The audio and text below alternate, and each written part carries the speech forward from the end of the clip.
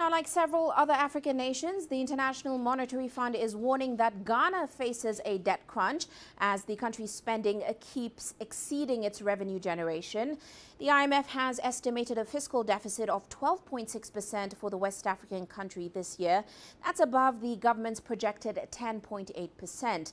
Analysts are concerned that Ghana may find it difficult to secure loans from the international debt market in the future in order to support its economy. Here's CGTN's Nabil, Ahmed, Rufai reporting from Accra. Ghana recently raised a $3 billion loan from the international debt market to support its budget spending for this year. The government plans to raise a total $5 billion. The country's debt is now 76.1% of GDP, above the World Bank's accepted debt sustainability threshold of 70%.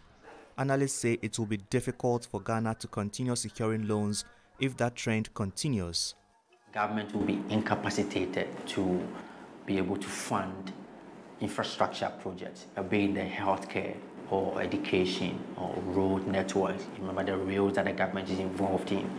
If your budget deficit is rising, it means that you do not have the ability to fund some of these productive activities. Economists say more than half of the revenue generated in the country this year will be used to pay back interest on loans.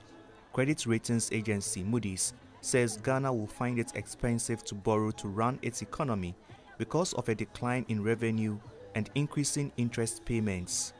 As it stands now, it's not even wise for government to do domestic borrowing because you need to ease up, you need to allow businesses to have access to credit here, because the moment government borrows domestically, right, what it does is that it's competing with businesses.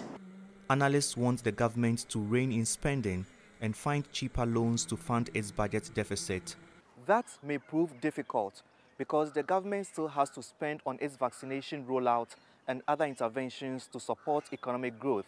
And as the global economy recovers from the shocks caused by the pandemic, the cost of borrowing on international debt markets could rise. It is also looking for other ways of widening the tax net in order to bridge the budget deficit. Nabil, Ahmed, Rufai, CGTN, Accra, Ghana.